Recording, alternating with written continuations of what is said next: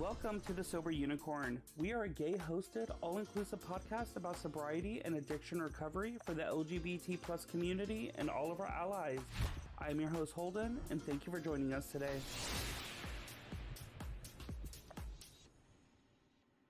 Hey, it's Holden, and I am an alcoholic. I hope everybody's doing well today. Today, I'm being joined by Stephanie. Hello. Hey, Stephanie, how are you doing today? Peachy. Good. Well, I love that you use that. Nobody's used that on the show so far. So why don't you tell everybody your age, sobriety date, and what your drug of choice was? Rude. I am 33. My drug of choice was alcohol. My sobriety date is September 5th, 2020. So I have 18 months today. Hell yeah. Well, congratulations. And I thank you so much for taking the time out and joining us today. Of course, and I thank you for making me drive in traffic for 40 minutes. Well, I'm so sorry about that. That wasn't my fault. That's things that we cannot control. That's right. So Stephanie and I actually met at a gay group here in Fort Worth, and her personality was just like super enticing to me, and I was so happy that she actually took the time to sit down and talk about this and share her story with everybody here today. So I know that your life, listening to you at the group, has been vastly different. So why don't you walk us through what your life was in your addiction phase versus what your life is like now, 18 months in? Yeah, well, I started drinking a little late. I was a good Christian girl pretending she was straight up until about the age of 18 or so. And I started drinking in college. And I knew right away that I was drinking a little differently than everyone. We were all drinking to get fucked up. But then I was drinking beyond that. And, you know, I just knew that there were many nights and where Stephanie, oh, she's passed out on that tarp over there, or she's thrown up on her clothes, but it's okay. We've replaced them with plastic bags. Things like that. And so I kind of already knew there was an issue, but it was easy to ignore at the time just because I was kind of around it. My addiction didn't really get bad until I moved to Texas about 10 years ago. I almost immediately got into a relationship, and it was my first official gay relationship, and so I was kind of navigating that stuff. I had found a new job, and my anxiety, which I'd been dealing with for a while but didn't really have the tools to deal with, that's when I started medicating with alcohol. And it started off slowly, just kind of on the weekends, things like that, but it pretty quickly ramped up to kind of reverting back to college days where I was just getting fucked up. And eventually my ex now, of course, at the time was kind of like, well, this is a problem. She was a heavy drinker too, so she wasn't like, you know, she wasn't on board for stopping drinking. So I had a lot of times where in the big book in the 12-step program talks about making firm resolutions. So I had a lot of times where I made firm resolutions. Okay, this was embarrassing. You peed the bed again. You said shit that you don't remember. You got a DWI, whatever the case was, where I truly made a firm resolution to not drink again. And I would really mean it in those moments. And it would just be pushed back. And I would have a lot of thoughts like, you know what, you only live once. And if I'm going to live fucked up, and who cares? And then as time went on, I was super unhappy in my relationship. I was just unhappy in life. I didn't like my job. I didn't like where my life was. I had no aspirations for the future, and I didn't care. Cut to the pandemic, which saved and hurt many of us. But for me, I started working from home, and so I started drinking from home. I would start drinking in the morning, and I would essentially continue until my body rejected it. And I had many times where I would wake up shaking. I just felt like I couldn't function without it. And in the meantime, I had my ex and I had broken up, and I had started dating a new woman, not knowing that she was also in recovery. And so I would drink around her because I don't know. I just didn't care. At the time, I was just getting on Tinder looking for hookups. Got to get what's good. And you can laugh. No. And so I didn't expect I guess, Tinder to save my life. But it did. After dating for a few months, she kind of brought to my attention, hey, this might be a problem. And I knew it was a problem. Yes, I was drinking around her, but I also had teeny tiny bottles of vodka or Fireball or whatever all around my house. I would have them in my purse if I went out. I would pre-drink to actually drink. And I would pass out all the time. I would not remember conversations. I would send weird texts. I would attempt to sext in a weird way that like wasn't cute, and everyone's like, no, thank you. And so it was just getting really bad. I got furloughed, I guess is the nice word they used for it, from my job, which was fine because I wasn't putting in the work anyway. So then I didn't even have a work obligation. I was just getting unemployment. And once that happened, there was no reason to even attempt to feign normalcy. So it just got really dark really quickly. I called the suicide hotline in, I think, the summer of that year, and just was like, I don't have a plan. I don't think I really want to kill myself, but I also don't want to live. I'm waking up in the morning feeling sick. I'm leaning over and just throwing up on the side of my bed. I was just unable to function. My life was truly unmanageable. My girlfriend gave me the idea to go to rehab, which I never thought would be a part of my story. It just seemed like that was for other people. I can figure this out on my own. The problem is I'm just not applying myself. And so I went to rehab in September of 2020. That's my sobriety date. I went on September 4th, but I showed up drunk. So my sobriety date is September 5th. And rehab just changed everything for me. It gave me a safe environment to detox, to come off it. Luckily, even though I had been drinking every day for a long period of time, it wasn't so long that I had to go through DTs or severe shaking or delusions or hallucinations or anything like that, but it was still, not pleasant. I went to a 30-day program, and the therapists there were excellent. I was able to feel my feelings again. I was able to sit in discomfort. So in some ways I hated it, but it was just the best experience and what I needed. I had isolated myself so completely in my drinking. My friend and her husband drove me to rehab, and they were probably the two friends I had left that weren't family or, my girlfriend. And yeah, rehab, do it. So do you think that, as you said, you lost your job, you got furloughed during the pandemic, and you called the suicide hotline, do you feel at that moment, because you didn't have to work, you were single at that moment, that you had nothing to live for? Yeah, I was just tired. If any of the other white people that listen to the show are super into Euphoria, I'm super into it. And in the last episode, there was a song that played at the end that I looked up. It's called I'm Tired by the artist Labyrinth, and Zendaya sings on it as well. And it's just a song pleading to God about how you're tired, and God, why can't you just cut me loose, is part of the lyrics. And that's just what I was feeling. I didn't have an active suicide plan. I had never made an attempt. I just knew that I couldn't keep living like how I was, because it wasn't living, and I just wanted it to stop. And at that point, I didn't really feel a lot of hope for getting better. And so I just wanted to die. But I'm also a lazy, selfish person, and I didn't want to put in any work. That is completely understandable. I'm lazy as well. So getting out of rehab, I know a lot of people like Charlie that I've had on the show, he would leave rehab and literally drive to the liquor store on the way to the airport to fly back home.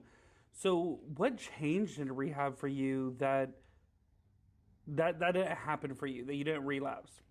I think the difference for me was that I had exhausted all my options before rehab. I had done things like having friends give me drink tickets when we went out, and I would give them one ticket and they would let me have a drink, because they all knew I had a problem, but I'm also a fun drunk up until a point, so why stop me? And I had tried just switching to beer. I had tried just switching to vodka because beer is too caloric. I had just tried everything I could. And at the point that I really realized that it was a problem, and I would think, okay, I'm definitely going to stop. And I think the longest I got on my own was 10 days.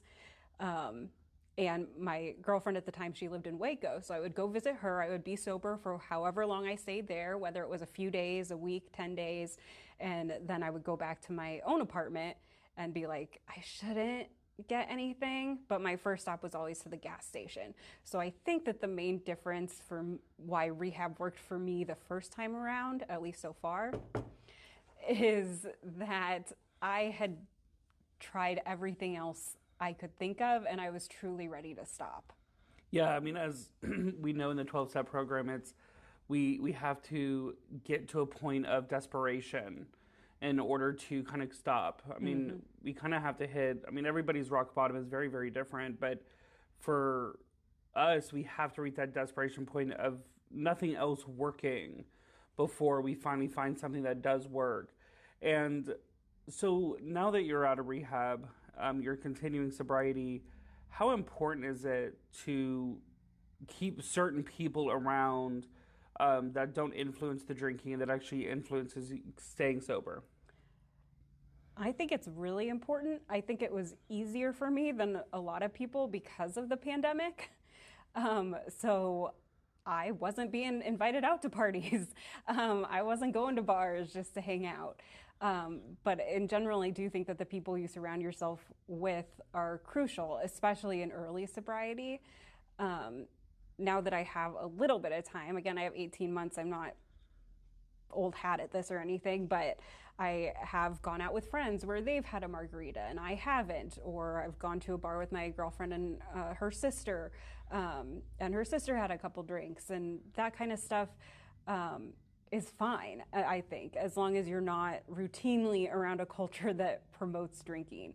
But what I love most about the program that I'm in is that the longer I'm doing it, as long as I'm putting the work in, which to me means things like this, like sharing my story, or just trying to help another alcoholic or addict, or throwing someone $5 or whatever the case may be.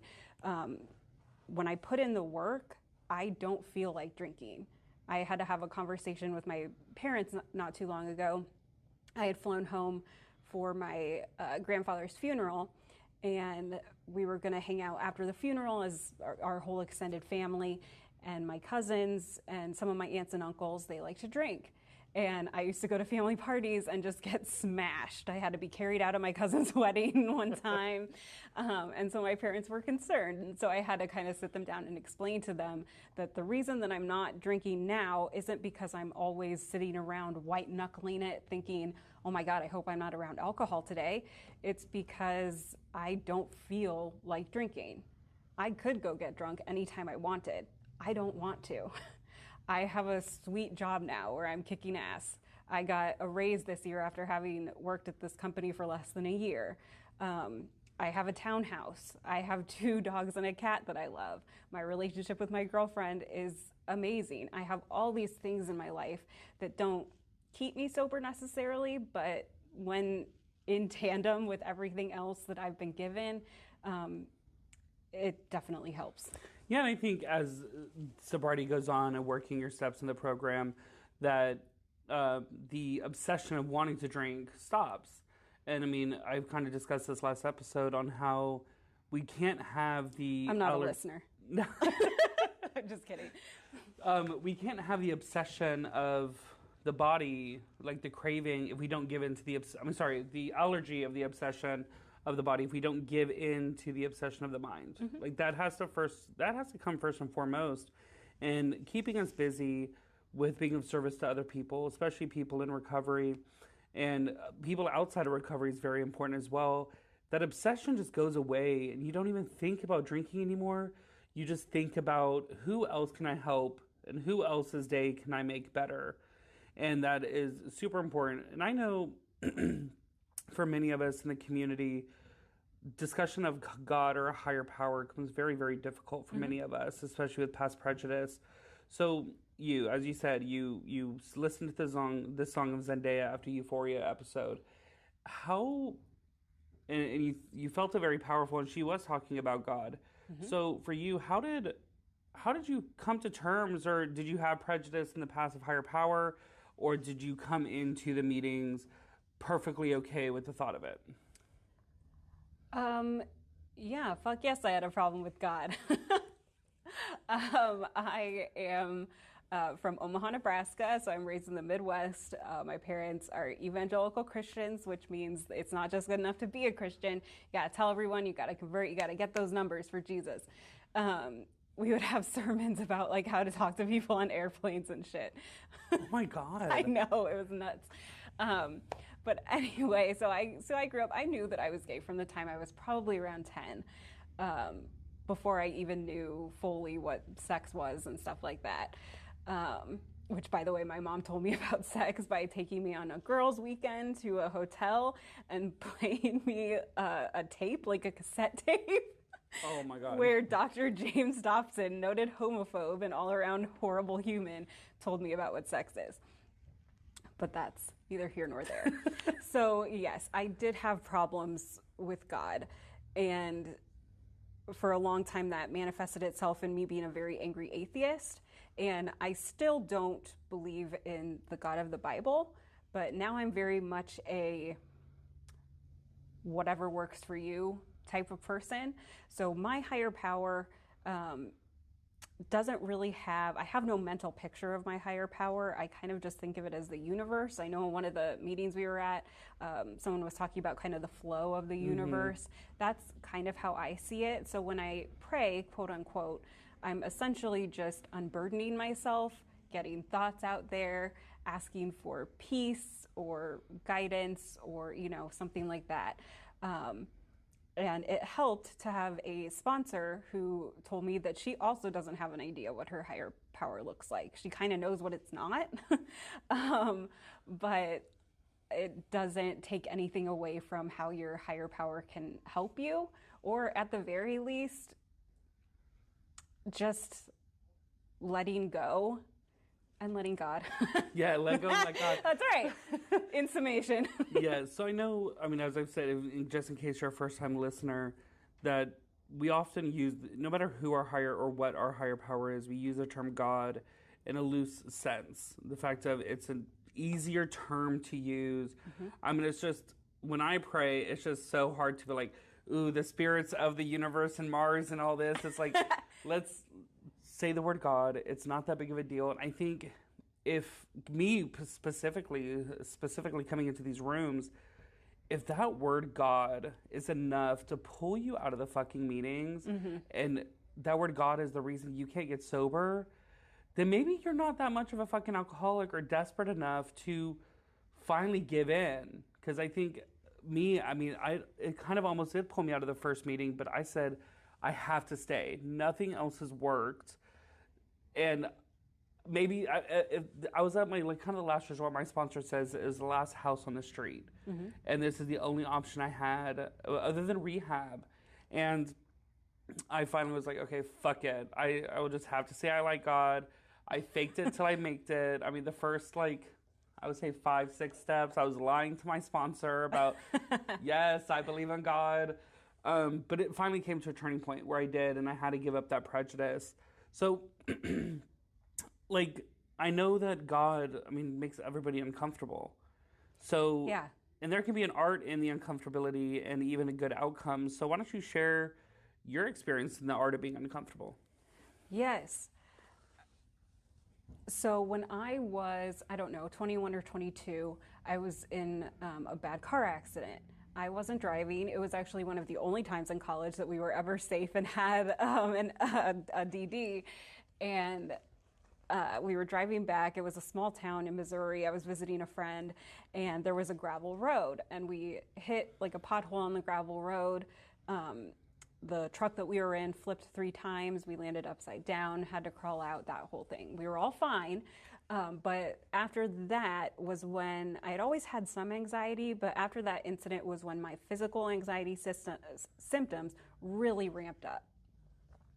And that's when I started. Once I got back from that trip, I had a hard time driving home. I couldn't sit in my college classes. I just had to tell my parents, like, please get me to a doctor. I don't know what's happening, but I physically can't sit still. I feel like I'm going to pass out or whatever. So that's when I was formally diagnosed with anxiety and started taking medication that really helped. After a while, it didn't help as much, and that's kind of when my drinking ramped up. So I've always had, and I think pretty much everyone does, but I have a real distaste for feeling uncomfortable, whether it's uncomfortable emotionally, whether it's feeling physically uncomfortable, anything like that. And I remember when I was in rehab and some women were sharing their stories, and I realized that whenever they got to a part where they would start to cry or a part that was very heavy emotionally, I would look down. So I would not meet their gaze. I would not look at them. I would look down. So a couple weeks into rehab, I made a conscious decision to look up. If I ever find myself looking down, if I'm uncomfortable with a situation, look up and see what's happening. And ever since then, I've tried to kind of take that and apply it to everything. So I still have bad anxiety. I feel it a lot less now than I did when I was drinking all the time. But I still have anxiety, and it makes me uncomfortable. My, palms sweaty, knees are weak, bombing out my sweater already, and things of that nature.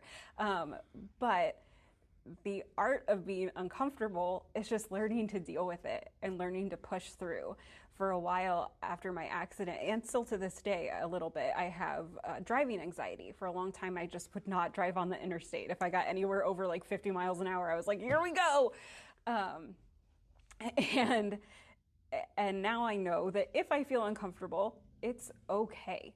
Now I have kind of tools in my tool belt, I guess, for what to do if I feel uncomfortable. So if I'm physically uncomfortable, let's get some water, let's get some gum, let's call someone. If I'm feeling emotionally uncomfortable, what I used to do, I would drink at those things.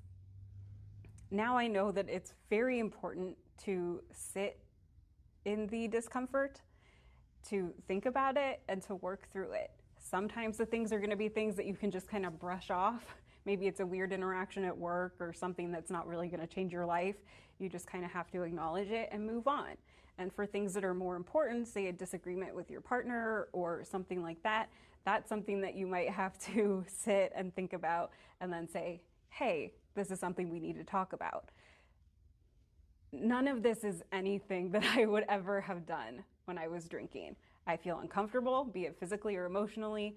I'm drinking until I stop feeling that way. So I know, excuse me, that we all kind of drank. Well, I can't say all. I'll speak for myself, but I drank to avoid those feelings, the uncomfortability of whether it's of other people, of myself, of my own skin, my own thoughts, whatever it may be. It's like you drank. I drank to forget about all of it.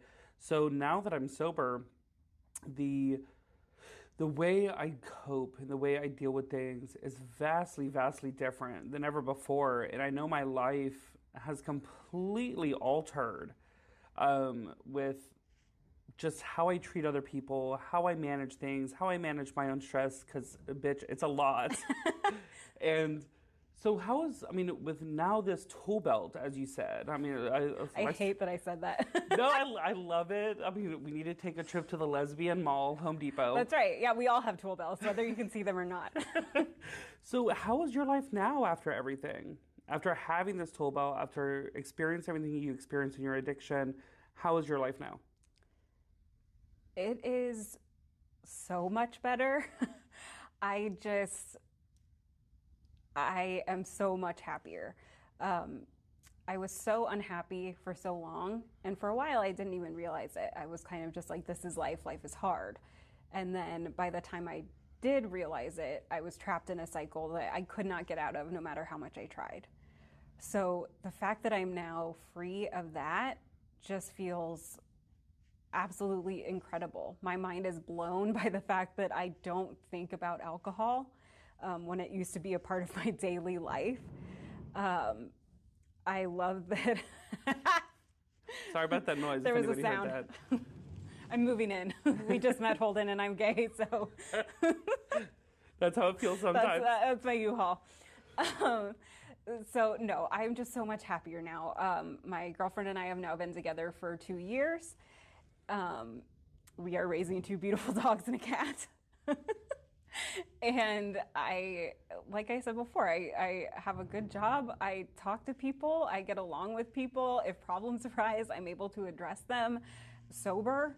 If I'm a dick, it's because I was a dick sober. Now I can apologize sober. And it's just changed everything.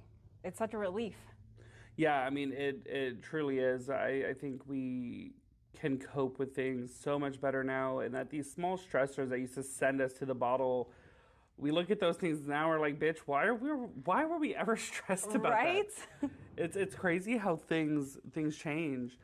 And so of course you're in a relationship. You were in that actually in your addiction still. So how do you, especially you had a partner that was super supportive, so how do you decipher from a good relationship and bad relationship now? Yeah. Well, I think a good relationship makes you happy, and I think that that person makes you better and makes you want to be better. And that's a very simplistic answer, but I think that's truthfully it. My last relationship, it was one of those relationships that I think a lot of addicts have where if we had been sober, the relationship would have lasted maybe 1 or 2 years.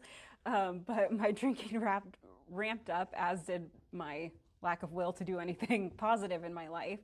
So that relationship ended up lasting 7 years. It was codependent. It went on way too long. Neither of us was happy. And it just wasn't healthy. So I guess the way that I gauge a now healthy relationship is just by seeing how I feel within it. Am I with someone who I can count on? Am I with someone that I love, that I like to spend time with, that I have fun with, and that makes me want to be better? And then lastly, I also go to therapy so that he can tell me if it's healthy. Well, and I think that's super important, especially to have somebody that loved you and cared enough for you and understood. Because I don't think if she was not in recovery, I think she would have kicked your ass to the curb. Oh yeah, immediately. she would have been like, "Bye, bitch." And it's great that you found somebody that was supportive, and especially because I don't know what her drug of choice was, but somebody that fully understood and was still stood by you and knew that if she recommended rehab to you, that it wasn't coming from a place of disheartened. It was coming from a place of love and caring and saying, hey, I know you can get better. We just need the tools. And I think after rehab and going through a 12-step, that gave you those tools and allowed you to come out a stronger person, a stronger mindset. Whether you seek outside help or not, such as therapy, is beside the point. I think it's just so important that your main basis is the 12 steps in your day-to-day life. Because your therapist ain't on fucking speed dial when Joe Blow at your fucking job pisses you off. That's true. So is there anything that we haven't touched on that you would like to share with everybody? Oh, fuck.